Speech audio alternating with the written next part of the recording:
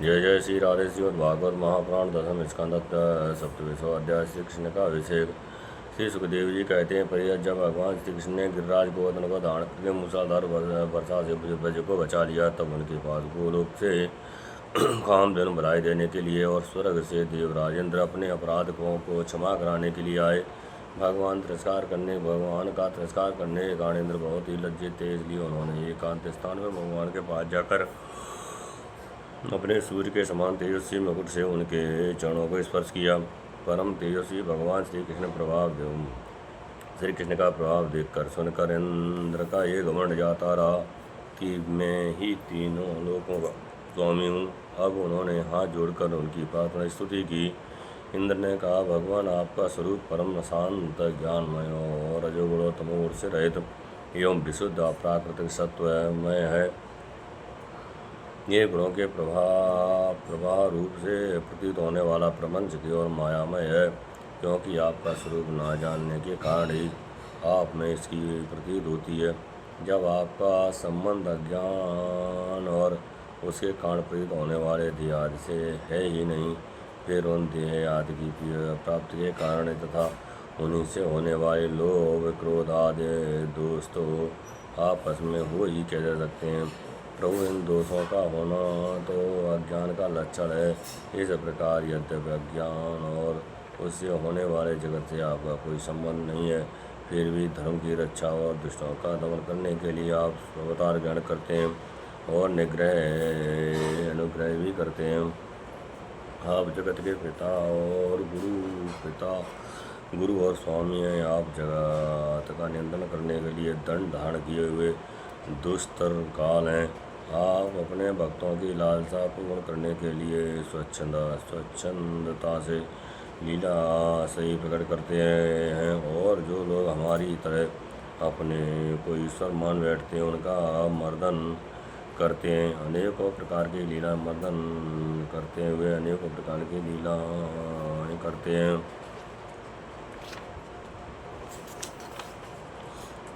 प्रभु, जो मेरे जैसे अज्ञानी और अपने को जगत का ईश्वर मानने वाले हैं, वे जब देखते हैं कि बड़े बड़े भय के अवसरों पर भी आप निर्भय रहते हैं, तब वे अपना घमंड छोड़ देते हैं और गर्व रहित होकर सत्पुरुषों के द्वारा सेवित भक्ति मार्ग का आश्रय लेकर आपका भजन करते हैं। प्रभु, आपकी एक चेष्टा दुष्टों के लिए दंड विधान है। प्रभु, मैंने ऐश्वर्य के मद से चूर होकर आपका अपराध किया है, क्योंकि मैं आपकी भक्ति और प्रभाव के संबंध में बिल्कुल अनजान था। परमेश्वर, आप कृपा करके मुझे पूर्ण अपराधी का ये अपराध क्षमा करें और ऐसी कृपा करें कि मुझे फिर कभी ऐसे दुष्ट अज्ञान का शिकार न होना पड़े। स्वयं प्रकाश इंद्रियातीत परमात्मा ने आपका ये अवतार इसलिए हुआ है कि जो असुर सेनापति केवल अपना पेट पालने में ही लग रहे हैं और पृथ्वी के लिए बड़े भारी भार के कारण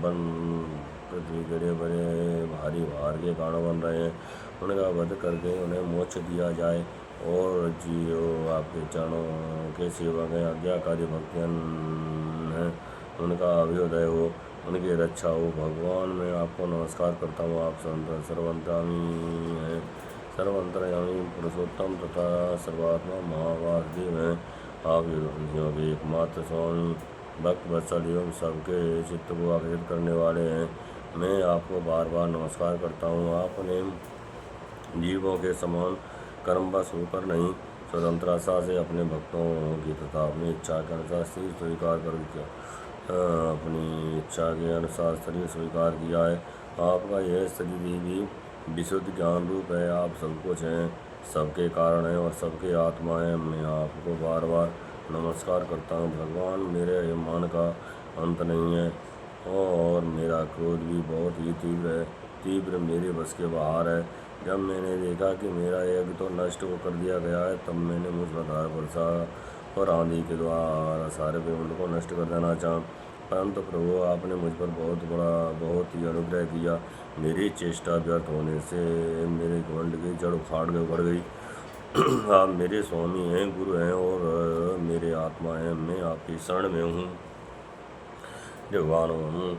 श्री सुखदेव जी कहते हैं, परीक्षित जब देवराज इंद्र ने भगवान श्री कृष्ण की इस प्रकार स्तुति की तब उन्होंने हंसते हुए मेघ के समान गंभीर वाणी से इंद्र को संबोधित करके कहा। श्री भगवान ने कहा, इंद्र तुम ऐश्वर्य और धन संपत्ति के मत से पूरे पूरे मत वाले हो रहे थे, इसलिए तुम पर अनुग्रह करके ही मैंने तुम्हारा यज्ञ भंग किया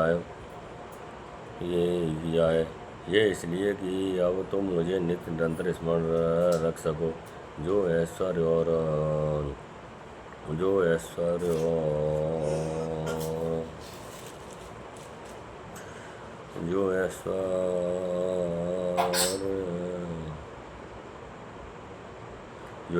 और धन संपत्ति के मत से अंधा हो जाता है, वह ये नहीं देखता कि मैं काल रूप परमेश्वर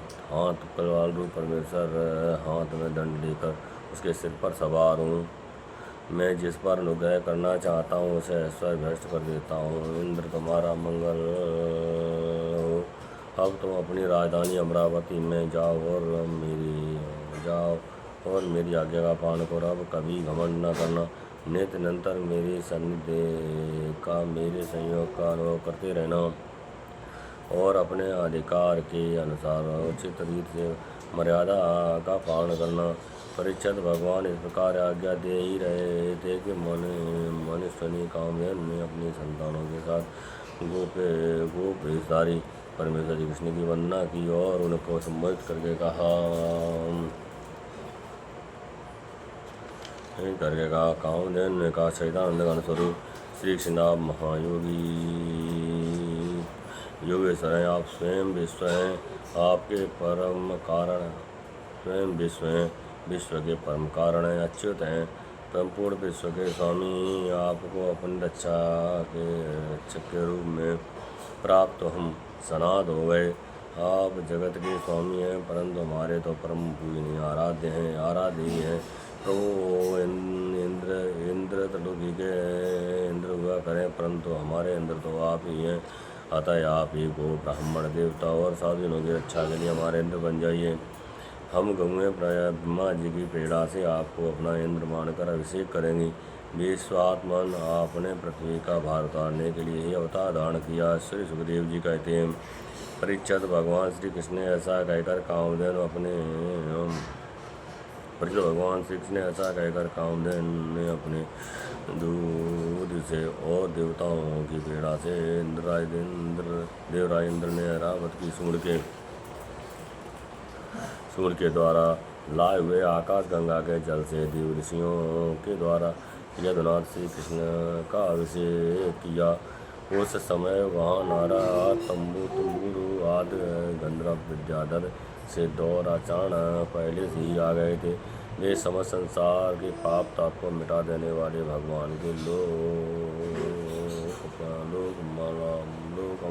लोकमाला यश का गान करने लगे और अप्सराएं आनंद से भरकर नृत्य करने लगी।